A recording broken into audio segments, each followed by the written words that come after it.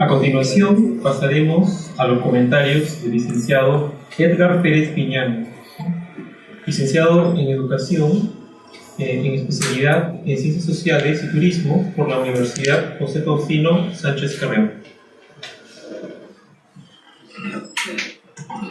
Bueno, ante todo muy buenas tardes, un saludo para los integrantes del comité editorial de la revista Historia y Región. También un saludo muy especial para Melesio, quien ha tenido la deferencia de hacernos esta invitación para poder un poco compartir, digamos así, algunos artículos que hemos tenido a bien revisar de esta publicación, de este número más que llega a nuestras manos de esta revista, esta iniciativa bastante importante. Muy bien, he tratado básicamente 4 artículos, ¿no? El primero es la frontera interior de Vilcabamba en las negociaciones con Tito Cusi Yupanqui, el caso de Diego Rodríguez de Figueroa, específicamente del año 1565, ¿no? Escrito por Edwin González Rojas. Antes de empezar con esta parte, me gustaría un poco enfocar en la importancia que tiene la revista justamente a razón del título particular, ¿no? Cuando habla de historia y región, muchos hemos llegado a una conclusión de que, digamos, este siglo XXI es un ciclo de la deconstrucción histórica de nuestro pasado, en el sentido de que teníamos nosotros la llamada versión oficial de la historia, ¿no? Con unos esquemas, digamos, un tanto rígidos teóricamente hablando, que sirvieron durante décadas de antecedente para cuanto historiador o cuanto docente o cuanto investigador se quisiera adentrar en la construcción del pasado histórico.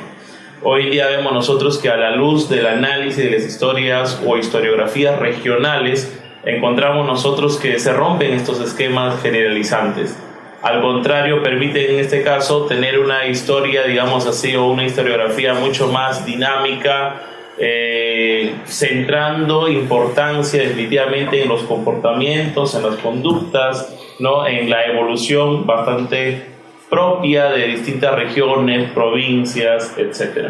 Y precisamente este primer artículo apertura eso, ¿no? Cuando habla acerca de la frontera interior de Vilcabamba, haciendo una revisión de este importante artículo, encontramos algunos aspectos y algunas construcciones, digamos, históricas, como el caso de frontera interior. A lo largo del artículo he encontrado varias aproximaciones a la definición de una frontera interior, básicamente basado en estos espacios de carácter geográfico, pero principalmente político, que se desenvolvían dentro de lo que aquel entonces ya se podía llamar como una colonia, ¿no? Particularmente vemos aquí el comportamiento de lo que sucedió en Vilcabamba, ¿no? Y las negociaciones a razón de una fuerte crisis política, ¿no? Y duras sublevaciones que se estaban dando justamente en este siglo, ¿no? En este año muy particular, en 1565. Vemos aquí a Tito Cusi Yupanqui, ¿no? Con una actitud para los españoles absolutamente beligerante, tanto así que él busca negociar directamente, en este caso con los más altos mandos coloniales, y no le interesaba para nada negociar con enviados, ¿no? Y la otra cuestión es que, analizando el estilo de vida, digámoslo así, de Tito Cusi Yupanqui, encontramos algo muy particular, ¿no? Todavía la permanencia casi intacta, ¿no? Del status quo que tenía el Inca, o había tenido el Inca anteriormente, y que él seguía conservando e incluso haciendo uso, digamos, vía política y vía jurídica de dichos beneficios, digámosle así, ¿no? En el caso, por ejemplo, de un lugar llamado Acobamba, donde él reclama a los indios de ese lugar como suyos, y es más, hacía exploraciones, salía con su ejército como para darle cierta validez a las acciones que realizaba dentro de Vilcabamba, salía más allá de Vilcabamba a reclamar lo que era suyo, ¿no? En este caso, a recoger indígenas que pasaban a su servicio, como él mismo lo manifestaba, y que consideraba era un derecho per se. Entonces, ante esta ruptura dentro de este desarrollo de una frontera interior en Vilcabamba, el gobierno español comienza a preocuparse y envía justamente delegación a Diego Rodríguez Figueroa, quien es aceptado a razón de que se habían hecho de alguna u otra manera averiguaciones de cuál había sido la conducta de este español. Y bueno, encontraba el Inca, Tito Cusi Yupanqui, que Diego Rodríguez Figueroa no tenía malos antecedentes y además no había tenido mucho nexo político, digámoslo así, con la corona española. Es una de las razones por la cual accede a entrevistarse en más de una vez con él. Y es más, llega a entender, según las citas que ha hecho el investigador González, llega a mantener una especie de vínculo, digámoslo así, llamarlo fraterno, que le permite llegar a ciertos acuerdos y ofrecimientos que le da digámoslo así, el gobierno hispánico aquí en el Perú, ¿no? En el sentido de que le permite mantener la vigencia de esos beneficios que él consideraba suyo, lo de Tito Cusi Yupanqui, ¿no? Entre otras cuestiones. Al final, el investigador se centra fundamentalmente en el qué pasó después de estas negociaciones con este español, ¿no? Y definitivamente lo que pasó después, digamos que no obtuvo tanto así lo que quería, en el sentido de que si bien es cierto, se le da una encomienda, se le da ciertos beneficios económicos, los pierde posteriormente con las reestructuraciones que hace, por ejemplo, el caso de Virrey Toledo, ¿no? Y él abandona el lugar, abandona la zona de Vilcabamba, viaja a Potosí y termina como minero. Si quisiéramos concluir con respecto a este artículo de negociaciones entre Diego Rodríguez Figueroa y Tito Cusi Yupanqui dentro de este espacio llamado la frontera interior de Vilcabamba, podemos llegar a una conclusión bastante evidente, ¿no? El hecho de que no había, digámoslo, o se mantenía, ¿no?, estas famosas fronteras interiores que ya se habían desarrollado durante el periodo andino, ¿no? Se seguían manteniendo con mayor vigencia el caso de Vilcabamba, ¿no?, durante la dominación, inicios de la dominación española y conformación del gobierno colonial. Más allá de la presencia de virreyes, gobernadores, encomenderos, ¿no?, los incas de Vilcabamba tenían el más entero sentido de conservar dicho estatus y definitivamente no entrar en mayores negociaciones con la corona española, a pesar de los ofrecimientos que se le hacía. Y muchas veces esto generaba un roce político que terminaba en duros conflictos y movilizaciones a lo largo de grandes territorios, como el caso de las movilizaciones que se iban dando en Huamanga, en Vilcabamba, en otros sectores. Otro artículo también que tuve la oportunidad de revisar es el artículo de Juan Hidalgo Mantilla, Economía Informal y Abastecimiento, Comercio Ambulatorio, limeño a fines del siglo XVIII. Siempre se nos ha enseñado en nuestras clases desde colegio que la historia, debemos recordarla, nos permite configurar una visión mucho más actual, ¿no?, a partir de la información que nos trae. Y precisamente en el caso muy particular, aparte docente, laboro en una institución municipal, justamente en una oficina de desarrollo económico.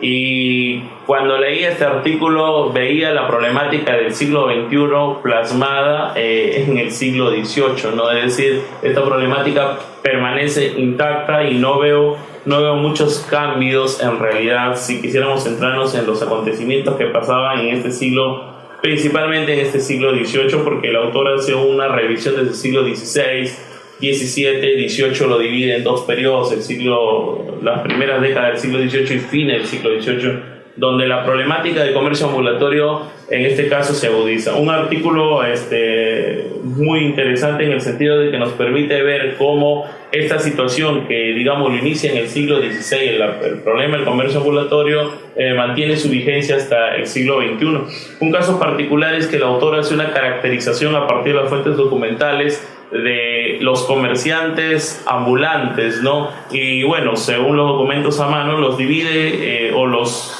denomina en dos, ¿no?, los llamados cajoneros y los mercachifles o regatones, ¿no? Cada uno tenía una particularidad. En el caso de los cajoneros, como saben muy bien, en la ciudad de Lima se asentaron a razón de un intento que tuvo en este caso el gobierno español, particularmente limeño, de formalizar o restringir el comercio ambulatorio, ¿no? Y les vende, les cede en las plazas, principalmente en la Plaza Mayor de Lima, les cede estos espacios, estas cajas, para que ellos puedan formalizarse y llevar a cabo, en este caso, la actividad comercial, y evitar choques, digámoslo así, económicos y quejas y denuncias, en este caso, de otros comerciantes que sí llevaban formalizados ya un tiempo.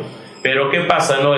Como, digámoslo así, como sucede hasta el día de hoy, cuando se intenta formalizar la actividad económica, siempre se busca el costo-beneficio, digamos, de una manera, no necesariamente por estudios económicos, sino bastante a la respuesta inmediata de lo que sucede. Y en este caso, muchas castas, como llaman el autor, en este caso negros e incluso chinos, deciden no formalizarse, pues deciden ellos y ven ellos más rentable el no ser formal que el ser formal, ¿no? Y deciden crear la categoría, o nace con ellos la categoría de mercachifles, que se resiste por siglos a las llamadas penas punitivas que le va dando constantemente, en este caso, el gobierno español, ¿no? Hay una dura preocupación a lo largo del siglo XVI y XVII de cómo hacer que estos vendedores ambulantes, estos mercachifles, no se logren integrar o formalizar y que no afecten en demasía, en este caso, los ya formalizados. Pero al final terminan ganando ellos, y esto es algo que me llamó la atención cuando conversaba yo con mi jefe en la municipalidad. Le digo, hay un antecedente histórico de que nos van a ganar, en este caso, los mercachifles, ¿no? Y definitivamente tienden a ganar porque a la larga los cajoneros que eran ambulantes, que se habían intentado formalizarse, terminan abandonando esa posición de cajoneros y volviendo a la de mercachifles. Es decir, encontraron más rentable ser informal que formal. Y así sucesivamente van afectando constantemente la economía de los comerciantes ya formalizados con anterioridad, como dije anteriormente. Entonces, el comercio ambulatorio limeño nos refleja en el siglo XVII y particularmente en el siglo XVIII, y hasta, digamos, nos predice con retroactividad, ¿no? Algo que podría suceder, ¿no? En este caso, si no hay una adecuada política, ¿no? de gobierno municipal que busque definitivamente una integración y un ordenamiento. Las penas que vemos a lo largo del artículo son bastante drásticas, ¿no? Incluso, por ejemplo, para los negros que se dedicaban a practicar, hablaban de azotes, 30 azotes, 10 azotes, etcétera. Pero aún así, lo que nos dice el autor, que la cantidad avanzó a tal grado que en el siglo XVIII generalmente, o en este caso, desencadenó en una crisis, generando una especie de microdivisión política, ¿no? Y rompiendo lo que podría haber sido un antecedente de un ordenamiento económico en la ciudad de Lima, ¿no? Ocuparon plazas, ¿no? Y es más, encontraron en la crisis un momento muy importante para, en este caso, fortalecerse mucho más. Así es que a partir del año 1746, después del terremoto de 1746, este grupo de informales, estos mercachifles, no se hicieron más poderosos, tanto así que incluso llegaron a agremiarse. Se constituyeron en un gremio, ¿no? Y como decía en aquel entonces el visitador Arreche, lo consideró uno de los gremios más grandes y más fuertes de los 5 que había en aquel entonces, que eran los cargadores, los tenderos, los corredores, los cajoneros, sus vecinos, y ellos, los mercachifles, uno de los gremios más poderosos. Y pasaron en el siglo XVIII de vender una mercancía que era legal, digámoslo, pero en la modalidad no la era, pasaron a vender, en este caso, contrabando, es decir, ya pasaron a mercancía, digamos, como llamamos hoy día, el mercado negro, se convirtió en una especie de mercado negro, ¿no?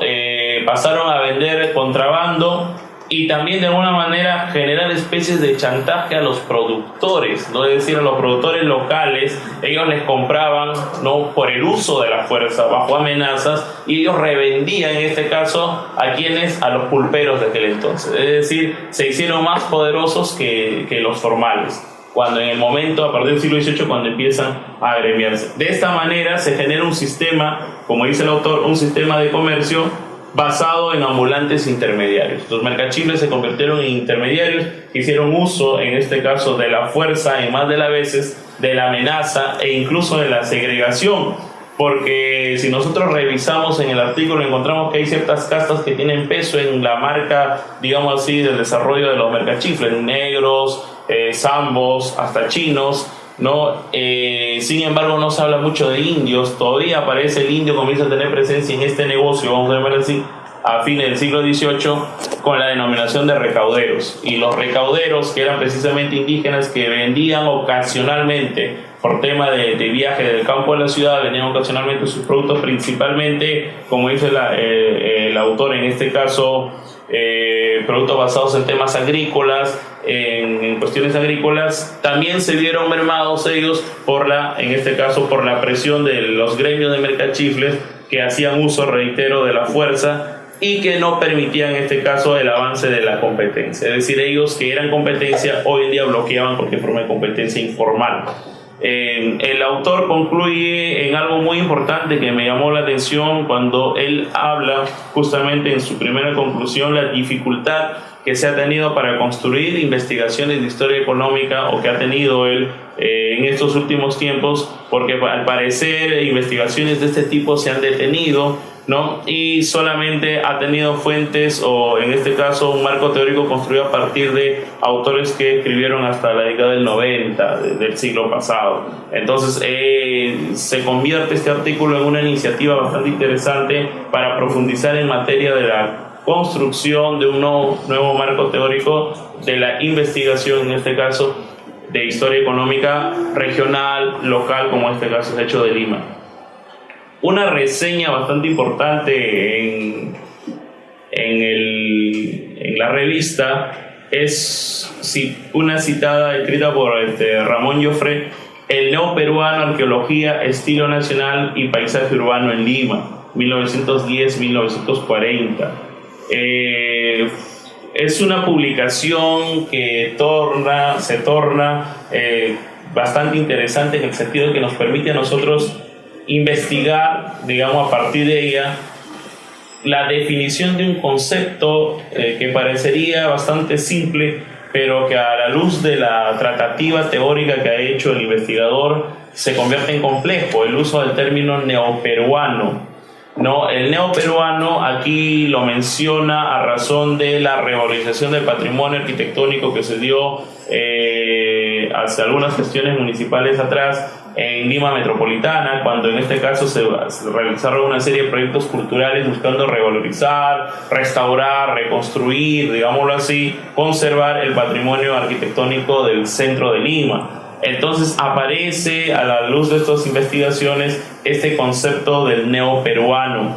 Él ubica que este concepto del neoperuano se desarrolla en el marco cronológico de 1910 a 1940, y lo que me llama bastante la atención es que el neoperuano, este concepto arquitectónico basado en cuestiones patrimoniales, arqueológicas e indigenistas, se constituyó, digámoslo así, en un mecanismo que utiliza en aquel entonces el gobierno de Leguía, a fin de enlazarse con un pasado, pero de manera retórica.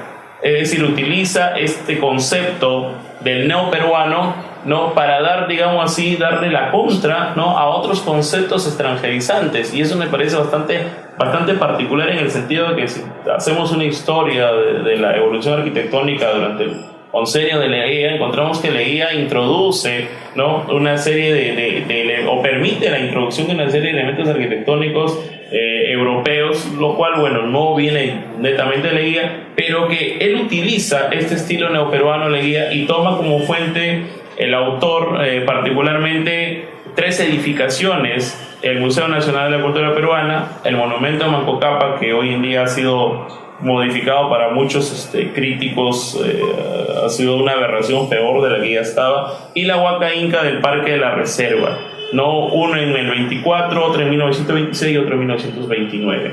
Para el autor, en este caso, el neoperuano significa conceptualmente un esclarecimiento de otros conceptos que ya se habían introducido en el mundo de la arquitectura, como el caso del neo-inca o el neo-prehispánico, ¿no? El caso del neo-prehispánico El autor nos dice que quedó en desuso, obviamente por la contradicción que tenía el doble prefijo neo-prehispánico, y en el caso del neo-inca porque significaba encerrarnos tan solo en un periodo, digámoslo así, de la historia peruana, cuando encontramos nosotros que muchos de los arquitectos a lo largo de la República no solamente se abocaron a los estilos incaicos, sino también vemos, y acá el autor también lo menciona, hay estilos tehuanaquenses que se han utilizado en el desarrollo de la arquitectura.